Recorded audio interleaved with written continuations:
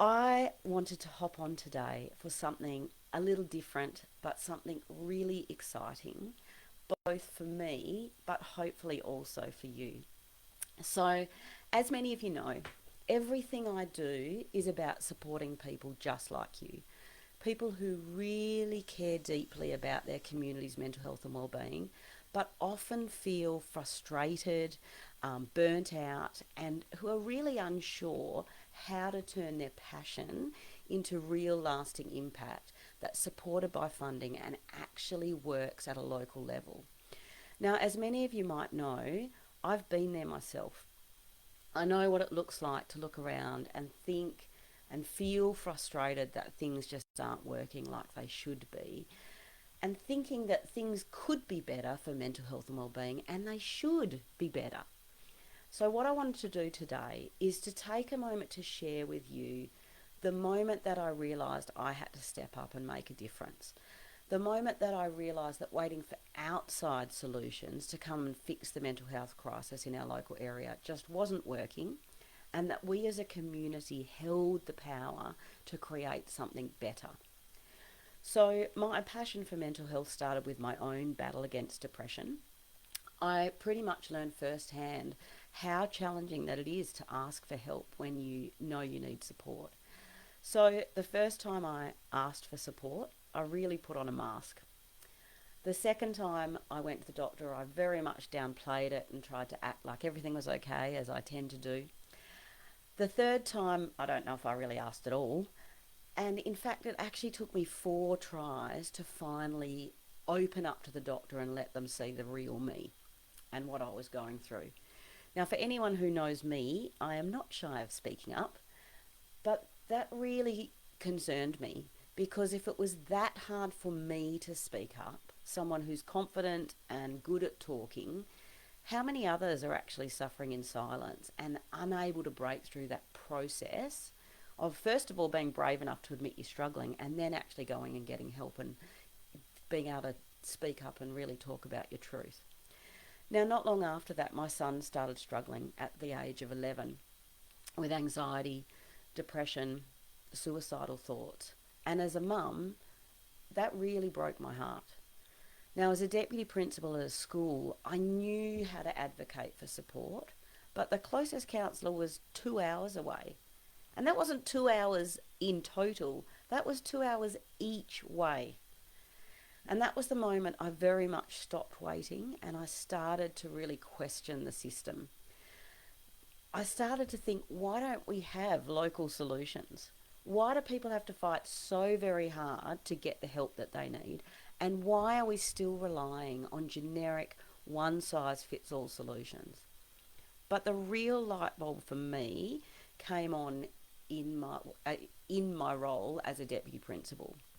So I was responsible for student mental health and well-being and behaviour. And it was really apparent, because of my own experiences, that there was a very clear link between mental health and behaviour. The kids that I worked with who were struggling were often acting out. They were also the ones who were withdrawing. They were the ones seeking attention in various ways. And they were ones who seemed fine until suddenly they weren't. But every time that I saw a student struggling in need, I had the same roadblock. There was nowhere to send them. And to compound that, there were really limited opportunities for belonging and connection in my local area beyond just sport. Now, as I was feeling this frustration, I was connecting with other providers, such as our health providers, the local police, around issues, sporting groups, community organisations about these kids. And what I started to notice was that they were facing similar issues, and we were actually all trying to address mental health and behavioural issues from different angles, whether it was awareness, prevention, intervention, support, crisis, social issues. We were trying to do it all, and yet none of us were working together to make it happen. And why was that? Because we were completely stuck in our own silos, each of us trying to tackle one small piece of a much bigger puzzle. And the system just wasn't designed for rural communities like ours. Now, that's when I had a radical thought. What if instead of waiting for a solution to come, a generic solution to come, or a top-down solution to come and help us fix the problems, what if we built the solution ourselves? What if we stopped working in isolation and actually started tapping into the strengths that are already present in our towns and in our local area to create common sense solutions that actually took into consideration the local constraints and the local context, and created something that was locally led and something that was real and lasting and that wouldn't just come and go? So at the time, I took a leap. I gathered people from across our community, so those same health professionals, educators, police, business owners, local government, sporting groups, people who also felt passionate, and we built something together. And at the time, I created my first ever community wellbeing action team.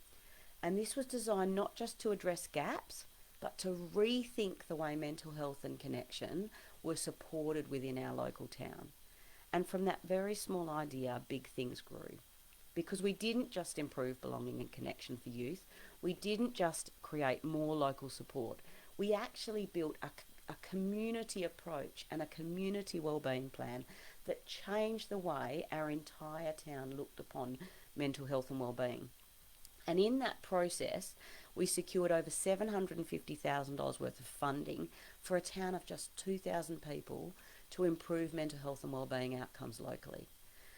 But here's the thing, I didn't want to just stop there, because I firmly believe this isn't just about my town. This is about every community that can take ownership and create solutions from within. This is about every passionate person who sees the cracks in the system and wants to do something about it. This is absolutely about you.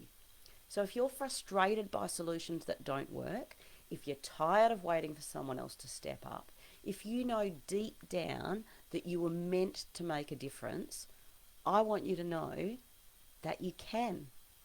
You don't need to have all the answers. You don't need to have a title or a degree in mental health, because you're creating a well-being, a community-driven well-being solution, not a mental health support service. All you need is the drive to want to create change and a proven process to make it happen. And that's exactly what I want to help you do today. And that's exactly why I've created something that I truly believe is going to change the game for so many of you.